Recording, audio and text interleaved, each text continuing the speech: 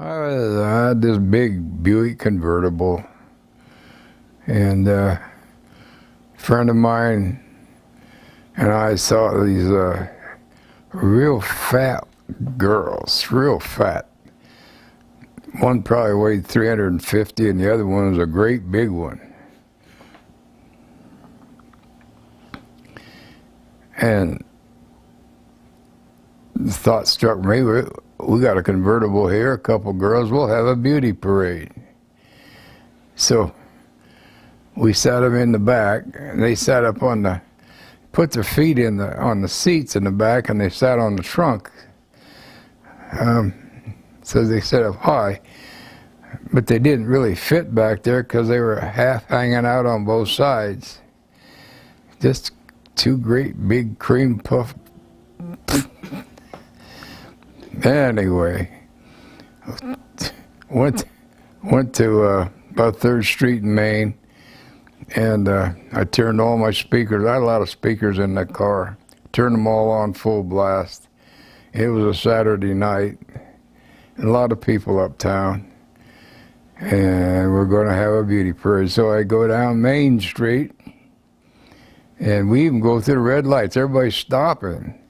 And people were applauding from the sidewalks, and the horns were honking, and there was a parade. It was a one-car parade, man. Everybody loved it, and these girls were waving like they were something else, and they were something else. And so we went clear down through the town, all the way down to 3rd Avenue. That was a whole half-mile of parade. And I looked down, and I was running out of gas because this took a lot of gas to haul these great big things around. So we went down to Werkle, and I pulled in and fill it up. And I didn't see the cop car behind me. And when I took off, the old Buick, he was an 8-cylinder, and he had a lot of power. And when I took off, and I had all this weight in this car, I stepped on it. Well, it takes a lot of momentum to get going, you know. And the tires just squealed. And I squealed up around Center Street there, and left black marks. And these great big women were hanging on.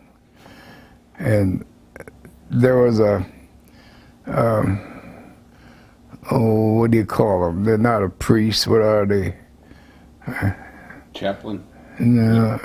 Well, anyway, he's part of the police department, and he told the cops. He told the cop, he said, go get him. So I had worked for the city engineer's office, and I knew all these policemen.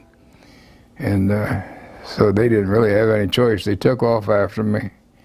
So I go up Center Street, and I hit the light red there at Boone, and went right through it, of course. We're going. Get up the Main Street and take a right. Went through a red light there. And we got down to Second Avenue, and somebody said, I dare you to turn left. So, don't dare me.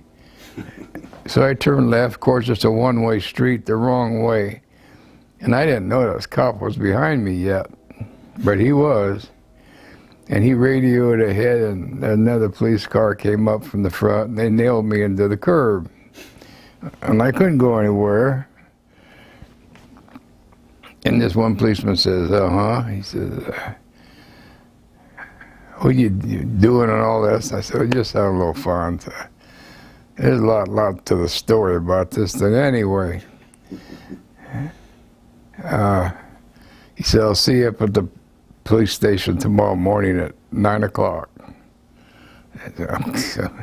So, okay. So I went up to work. The engineer's office was right next to the police department up the city building. And so at 9 o'clock, I kind of snuck out, went over to the cops, and they had an interrogation room there. Had a chair in the middle, and they pointed at it, so I went in there and sat down. And all these policemen around the sides, and the detectives, and the captain, and the chief, they're all there. And I'm sitting in the middle there. Nobody said anything. It was weird. And I thought, well, either I'm going to get off free or I'm going to jail forever. And so it was a long time, a couple of minutes. Nobody said anything. And then I heard somebody go, and then everybody busted out laughing. I said, oh, thank heaven. And somebody said, where did you get those huge women? So we just picked them up, and anyway, they were having fun with it. I wasn't. And they said, if I ever catch you doing something like that again, I'm going to throw away the key and all this stuff and all that stuff, and blah, blah, blah. And there's quite a bit more to the story than what I'm telling you. I'm sure. Yeah. Anyway, after that, I was a pretty good boy. Pretty good boy.